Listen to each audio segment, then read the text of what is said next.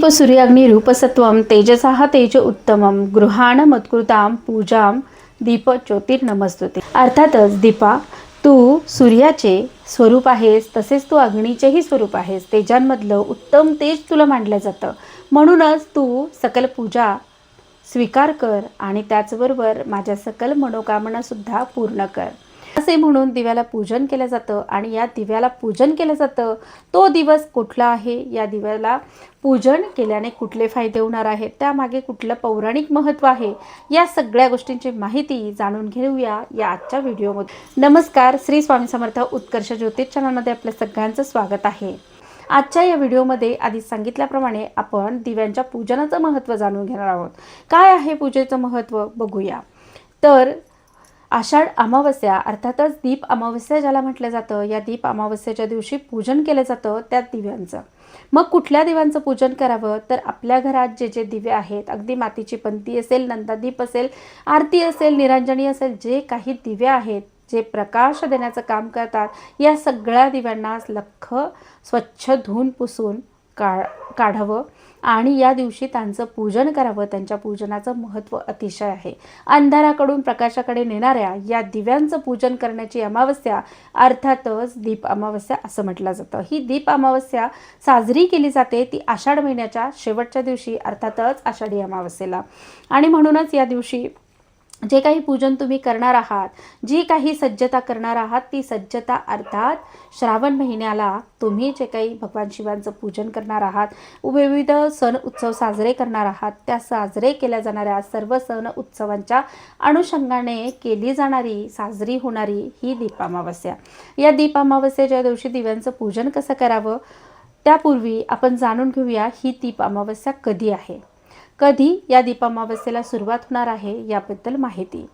तर श्रावण महिन्याला सुरुवात होणार आहे 13 ऑगस्ट या दिवसापासून। त्यापूर्वी असणार आहे अमावस्या। मग ही अमावस्या तिथी कधी असणार आहे, तर 12 ऑगस्ट 2026 रोजी दिवसभर अमावस्या तिथी आहे। या अमावस्या तिथीला जो काही प्रारंभ होणार आहे, तो अमावस्या तिथीचा प्रारंभ असणार आहे 11 ऑगस्ट या दिवशी रात्री 1:54 तर मग या अमावस्या तिथीला समाप्ती असणार आहे ती म्हणजेच 12 जुलै या दिवशी 11:07 तर संपूर्ण दिवसभर 12 जुलैच्या दिवसभर आपल्याला ज्या काही आपण सेवा उपासना करणार आहोत, त्या सेवा करण्याची मुभा मिळणार आहे। उदय तिथीनुसार 12 जुलै हा दीप अमावस्येचा दिवस मानला जातो। दीप अमावस्येला काही भागात गटारी अमावस्या असं सुद्धा म्हटलं जातं, मात्र हा गतहारी अमावस्या या शब्दाचा अपभ्रंश मानला जातो। गतहारी अर्थातच जुनं सगळं सोडून देऊन नव्याने सुरुवात करणं, नवीन अंधाराकडून प्रकाशाकडे जाणं, याला म्हणतात गतहारी। आणि अशी ही गतहारी अमावस्या अर्थातच दीप अमावस्या। या दीप अमावस्येचे पूजन कशा पद्धतीने करावं ते बघूया। दिव्यांना स्वच्छ धुवून पुसून चमकून काढावं असं म्हटलं जातं। या दिवशी एक स्वच्छ पाट किंवा चौरंगा घ्यावा, तो ठेवल्यानंतर त्यावर स्वच्छ कपडा अंथरावा, त्या कपड्यावर घरातले सगळे दिवे स्वच्छ करून ते व्यवस्थित मांडून घ्यावेत। मग तुमच्याकडे समई असेल त्यात तेलवात घालावी, नंदादीप असेल त्यात तेलवात घालावी आणि जर निरंजन असेल तर तुम्ही त्याला तुपाचं निरंजन लावू शकतात। अशा पद्धतीने सगळे दिवे त्यात तेलवात घालून तुपाची वात घालून पेटवून घ्यावेत।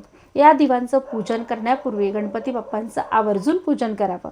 मात्र तुमच्या घरातील गणपती बाप्पांचं यापूर्वी तुम्ही पूजन केलं असेल तर पुन्हा नव्याने तुम्हाला वेगळं पूजन करण्याची तशी गरज नाही। प्रत्येक दिव्याला गंध, अक्षता, हळद, कुंकू, धूपदीप दाखवून पूजन करून घ्यावं। या दिवशी पूजनात नैवेद्याला दिव्यांना खिरीचा नैवेद्य आवर्जून करावा। तसं म्हटलं तर खिरीचा नैवेद्य आपण प्रत्येक अमावस्येला करतो, हेही बऱ्याच व्हिडिओमधून आपण शेअर केलेलं आहे। त्याचं कारण असं आहे, पितरांना संतुष्ट करणारी तिथी कुठली असेल तर ती म्हणजेच अमावस्या तिथी।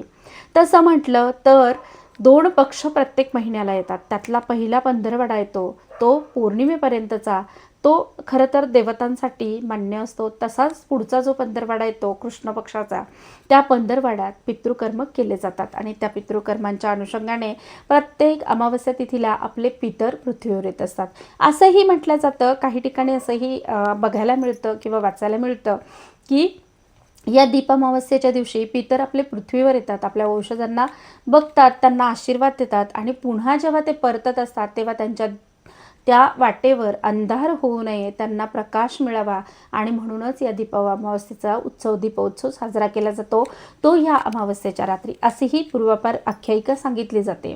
त्यात पुन्हा परत या दिवशी सगळ्यात महत्त्वाचं कर्म केलं जातं, ते म्हणजेच या दिवशी काही ठिकाणी पुरणाचे दिंडे केले जातात, काही ठिकाणी पुरणाचे दिवे केले जातात, तर काही ठिकाणी कणकेचे दिवे केले जातात. काही भागात तर पुरणाच्या दिव्यांऐवजी बाजरीच्या पिठाचे सुद्धा दिवे केले जातात. तर जशी जशी प्रथा ज्या ज्या भागात आहे त्या त्या पद्धतीने या दिवशी दिव्यांचं पूजन अवश्य करावं. नव्याने प्रथा पाडण्याची तशी आवश्यकता नाही, परंतु आपल्या घरी जशा पद्धतीने पूजन करत असाल त्याच पद्धतीने पूजन आपण करावं. याचबरोबर या दिव्यांसोबत आपण कणकेचे दिवे अवश्य बनवावेत, ते आपल्यासाठी अत्यंत फायदेशीर असेल. असंही म्हटलं जातं की या दिव्यांचाच नैवेद्य खरं तर दिला जातो. मात्र या दिव्यांचा नैवेद्य देण्याऐवजी तुम्ही खिरीचा नैवेद्य दिला तर तो अतिशय उत्तम असेल. त्याचबरोबर या दीप अमावस्येच्या दिवशी कणकेचा एक छोटा दिवा करावा आणि तो दिवा दक्षिणेला आवर्जून लावावा. असं म्हणतात की दक्षिणेला दीपपूजन केलं की अपमृत्यूचं भय राहत नाही. दक्षिणेला दीपपूजन करण्याचं जे काही प्रयोजन आहे त्यामागे हीच आख्यायिका आहे की आपल्या वंशजांना तसं म्हटलं तर चांगलं आरोग्य, चांगलं आयुष्य मिळावं यासाठी हे दीपपूजन महत्त्वाचं म्हटलं जातं. म्हणून आवर्जून एक छोटासा दिवा करावा कणकेचा, त्यात तेलभात घालून तो दिवा दक्षिणेकडे तोंड करून या दिवशी आवर्जून लावावा. त्यानंतर या दिवशी केलं जातं ते मुलांना औक्षण. मग आपल्या मुलांना औक्षण का केलं जातं? या दिवशी औक्षण केल्याने काय फायदे होतात? बघा, आपली संस्कृती अतिशय महान आहे. आपल्या संस्कृतीमध्ये आपल्या मुलांना दररोज संध्याकाळी रामरक्षा, गीतेचा 15वा अध्याय किंवा शुभम करोती म्हणण्याची प्रथा पूर्वापार चालत आलेली आपण पाहतो.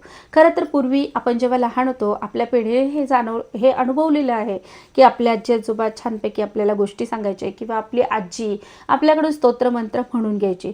मात्र आत्ता कुठेतरी या गोष्टी सगळ्या लोप पावत चाललेल्या आहेत. तरीसुद्धा आपल्याला जर या गोष्टी माहिती झाल्या तर आपल्या मुलांना संस्कार चांगले मिळावे यासाठी आपण आपल्या मुलांकडून या गोष्टी आवर्जून करून घ्याव्यात अशाच आहेत. खरं तर आपली मुलं अर्थातच राष्ट्राचं भवितव्य आहे आणि म्हणून आपल्या राष्ट्राचं भवितव्य उत्तम असावं यासाठी आपण प्रयत्नशील असावं आणि आपल्या मुलांना चांगले संस्कार मिळावेत यासाठी सुद्धा सज्ज व्हावं.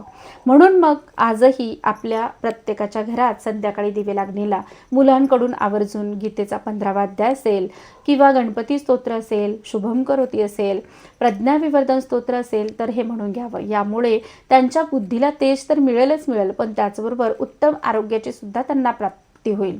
तसेच त्यांचं मानसिक स्वास्थ्य जे सुद्धा अबाधित राहील. सारख्या मोबाईलच्या सवयीमुळे असेल किंवा एकलकोंडेपणा मुलांना आजकाल बघायला मिळतो, तर तो सुद्धा दूर होण्यास या सगळ्या गोष्टींपासून मदत होईल. म्हणून या पद्धतीने सुद्धा आपण मुलांना या दिवशी शिस्त लावू शकतो.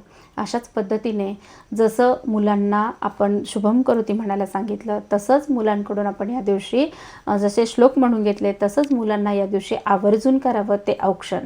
या दिवशी मुलांचं आयुष्य वाढावं, त्यांना उत्तम आरोग्याची प्राप्ती व्हावी या सगळ्या गोष्टींसाठी मुलांना औक्षण अवश्य करावं. मग तो वंशाचा दिवा असेल किंवा मग आपली मुलगी असेल, कोणालाही आपण औक्षण करू शकतो. यात पौराणिक कथा सांगितली जाते. ती कथा म्हणजे यमुनेच्या तीरी जेव्हा गायगुरांचा मृत्यू होऊ लागतो, सगळ्यांना भीती भय वाटू लागते, तेव्हा कुठे कालिया नागाला अद्दल घडवण्यासाठी भगवान श्रीकृष्णांनी त्याला हरवून त्याच्या माथ्यावरती जेव्हा स्वार होऊन सर्व गोकुळवासियांना भयमुक्त केले, तो दिवस यशोदेसह सर्व सुवासिनीने साजरा केला आणि ह्या कृष्णांना आरती केली, त्यांचं औक्षण केलं. ज्यायोगे हेच शौर्य, हेच धैर्य आपल्याही मुलांना मिळावं अशी प्रार्थना केली. त्यामुळे तेव्हापासून ही प्रथा रूढ झाली आणि ह्या दीप अमावस्येच्या दिवशी आपल्या मुलांना औक्षण केलं जाऊ लागलं.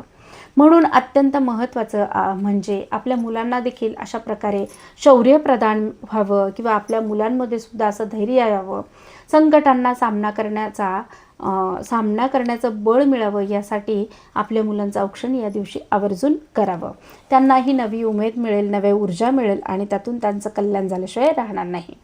आपल्या संस्कृतीत दिव्याला खूप महत्त्व आहे आणि म्हणूनच रोज दिवा लावला जातो आणि घरातील इडापिडा टळू दे आणि लक्ष्मीचा वास होऊ दे असं म्हटलं जातं. माता लक्ष्मीला प्रसन्न करणारं हे दीपपूजन अवश्य करावं. या दिवशी हात जोडून शुभम करोती अवश्य म्हणावं. आयुष्यातील अंधकार निघून जाऊन प्रकाशाने उजळून निघावं अशी प्रार्थना सुद्धा या दिवशी करावी. दीपपूजन केल्याने घरात धनधान्य व लक्ष्मीचा वास कायम राहतो. शुभम करोती कल्याणम आरोग्यम धनसंपदा असे म्हटले गेले आहे, कारण माणूस नेहमी आरोग्याला संपदा असे म्हणतो.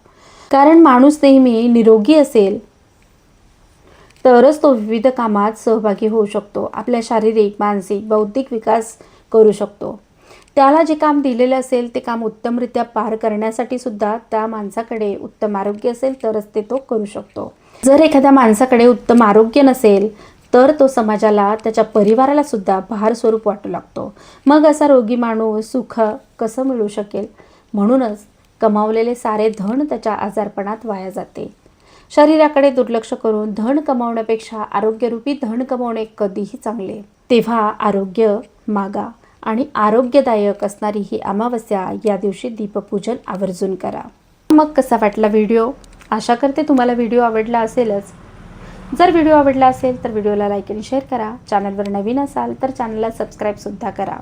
पुढचा येणारा व्हिडिओ लवकरच प्रसारित केला जाईल, तोही आवर्जून बघा. धन्यवाद. श्री स्वामी समर्थ.